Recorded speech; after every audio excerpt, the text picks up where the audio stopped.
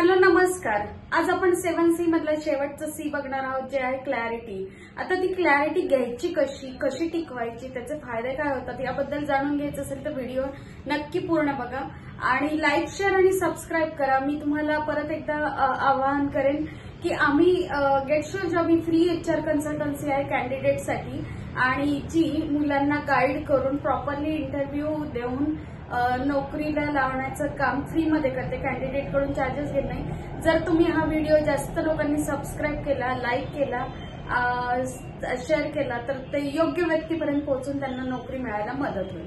धन्यवाद। तर आपण स्टार्ट करूया 7C मधला नेक्स्ट सी, क्लॅरिटी।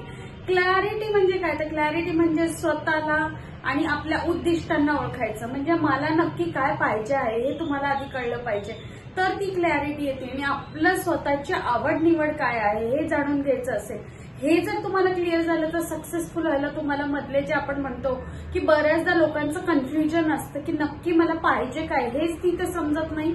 त्यामुळे फ्युचरमध्ये त्यांना काय मिळवायचंय उद्दिष्ट हे क्लिअर होत नाही। तर आता क्लॅरिटी नसेल तर बघा स्पष्टता येत नाही, तुमचे गोल क्लिअर होत नाही आणि गोल ते क्लिअर नाही त्यामुळे गोल अचीव होत नाही। आणि बरेचदा काय होतं, चुकीचे निर्णय घेतले जातात की अरे मला पाहिजे होतं ए, मी निर्णय घेतल्यामुळे सी हॅपन झालंय, डी हॅपन झालंय, असं बरेचदा प्लॅनिंग करताना या गोष्टी होतात। आणि अशा जर होत असेल तर the first thing you have to be clear what you want. जर तुमचा स्वतःला आपल्याला काय पाहिजे, आपलं उद्दिष्ट काय हे क्लिअर होणं फार गरजेचं आहे। आता ही क्लॅरिटी घ्यायची कशी, हा एक महत्वाचा मुद्दा आहे। तर पहिलं आपलं तुम्ही उद्दिष्ट म्हणजे तुमचा गोल काय आहे तो लिहून काढा।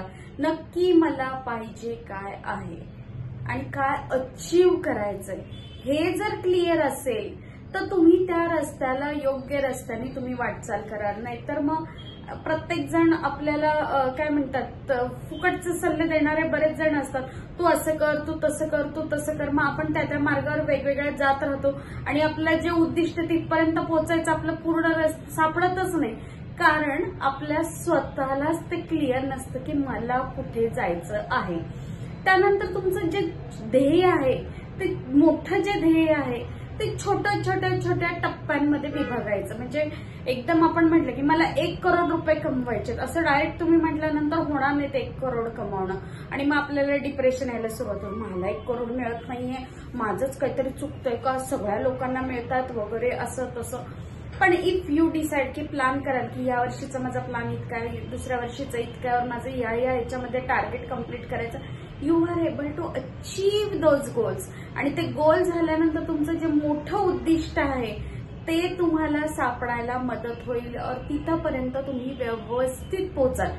नंतरचा आहे मुद्दा की आपण हे सगळं का करतो आहोत, असे प्रश्न पडतात ना। म्हणजे मला पण बरेचदा असे प्रश्न पडतात की अरे का व्हायचं उत्तर सापडलं तर मग ते आपल्याला त्याचं पुढचं मिळतं की अरे का करतो आहोत हे जर समजलं तर तुम्हाला तुमचा रस्ता व्यवस्थित सापडेल, उद्दिष्ट क्लिअर होईल, गोल अचीव होईल आणि सक्सेस बनायला त्याचा तुम्हाला फायदा होईल। नंतर असतं की महत्वाचा एक सगळ्यात महत्वाचा मुद्दा आहे, आपल्या लाईफ मधल्या प्रायोरिटीज काय आहेत किंवा जे तुम्हाला गोल अचीव करायचं त्याच्या प्रायोरिटीज काय आहे हे बघणं खूप महत्वाचं आहे। प्रायोरिटीज ठरलेल्या नसेल तर तुम्ही जे महत्वाचं नाही त्या कामासाठी तुमचा वेळ, पैसा, डोकं सगळं आपण वाया घालवतो, महत्वाच्या गोष्टी नाहीये। आणि जे महत्वाचं आहे तिकडे जर फोकस असेल तर तुम्ही वेळेच्या आतमध्ये तुमचं उद्दिष्ट गाठू शकता और तुम्हाला तुमच्या गोष्टी सॉर्ट आउट आधी होतील। त्यामुळे तुमच्या प्रायोरिटीज ते काय आहेत ते ठरवायच्या आहेत। आणि सगळ्यात महत्वाचं म्हणजे आपलं मन नेहमी शांत ठेवायचं आहे। खूप सारा कचरा सतत we are getting bombarding continue आपल्या डोक्यावरती व्हिडिओच्या माध्यमातून, रील्सच्या माध्यमातून काय गोष्टी येतात आणि मग तेव्हा आपल्याला वाटतं अरे माझंच होत नाहीये, मला डिप्रेशन येतंय, आपल्याला ती खूप मोठी रिस्पॉन्सिबिलिटी वाटायला सुरुवात होते। अशा वेळेला आपलं मन शांत ठेवून जर विचार केला आणि फक्त आपल्या स्वतःच्या गोष्टींवर फोकस केलात तर तुम्हाला तुमच्या प्रश्नांची उत्तरं, तुमचे रस्ते, तुम्हाला काय करायचं आहे नक्की हे सगळं सापडेल। आणि हेच तर मेन आपण म्हणतो की meditation, you have to daily at least 5 minute meditation तुम्ही बघा 2 महिने वगैरे करून what difference you will get. आपलं माइंड सेट इतका क्लिअर होऊन जातो ना की आपल्याला बरेचदा असं होतं की आपल्याला माहित असलेल्या गोष्टी पण डोक्यातल्या गोंधळामुळे समोर असल्या तरी दिसत नाही, तर ते पिक्चर क्लिअर व्हायला तयार होतं. आणि नेक्स्ट सगळ्यात लास्ट आणि मोस्ट इम्पॉर्टंट इज फीडबॅक घ्या की तुम्ही जे काम करत आहात, ज्या लोकांबरोबर करत आहात, किंवा स्वतःला सुद्धा एक महिना झाला बाबा याचा फीडबॅक काय आहे, स्वतः सुद्धा स्वतःचा फीडबॅक घ्या. ज्या लोकांबरोबर काम करत आहात, ज्या गोलवरती काम करत आहात तिथे फीडबॅक घ्या, म्हणजे तुम्ही योग्य रस्त्यावर आहेत का नाही कळेल. 7C हे आपण आतापर्यंत बाकीचे सगळे सी पाहिले असेल. जर तुम्ही पाहिले नसेल तर आमच्या वेबसाईट, आमच्या चॅनलवरती तुम्हाला सगळे सीची क्लिअरिटी तिथे मिळेल. डिटेलिंग सगळं दिलेलं आहे.